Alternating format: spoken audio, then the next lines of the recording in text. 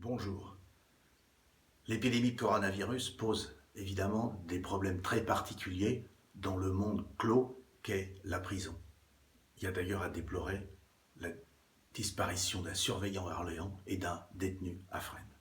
Mais, paradoxalement, aussi bizarre que cela puisse paraître, peut-être que nous tenons là la chance historique d'en terminer avec un phénomène qui affecte nos prisons depuis des décennies, la surpopulation carcérale, le fait qu'il y ait plus de détenus qu'il n'y a de places de prison. Le 1er mars 2020, il y avait 72 500 détenus pour 61 500 places.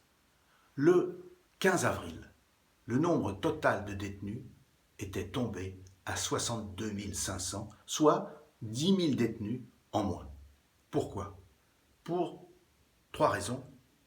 La première raison, c'est que la ministre de la Justice, Mme Belloubet, a pris une ordonnance le 25 mars prévoyant la libération de détenus très proches de la fin de peine avec une surveillance à l'extérieur. 4 000 personnes sont ainsi sorties.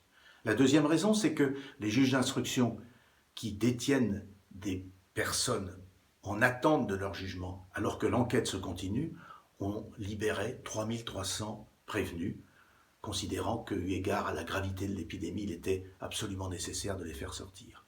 La troisième raison, c'est que, et c'est assez facile à comprendre, la délinquance a considérablement baissé parce qu'il n'y a plus de délinquance de voie publique, il n'y a personne dans la rue, il n'y a pas de cambriolage parce que chacun est confiné chez soi et donc la maison n'est pas cambriolable puisqu'elle est habitée, il n'y a plus de bagarres à la sortie de bar, les bars étant fermés, etc., etc. Le trafic de stupéfiants lui-même est gêné par la fermeture des frontières.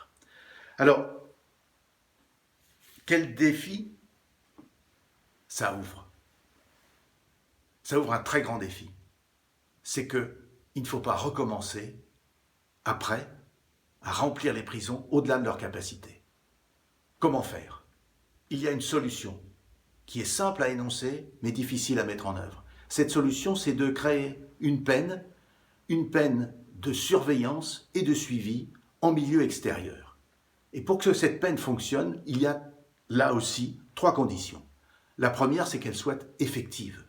La deuxième, c'est qu'il y ait les moyens humains pour l'appliquer véritablement, c'est-à-dire que nous disposions de conseillers d'insertion et de probation en nombre suffisant, que des surveillants viennent renforcer les conseillers d'insertion et de probation, que la police et la gendarmerie soient sans doute appelés à contribuer à cette surveillance à l'extérieur.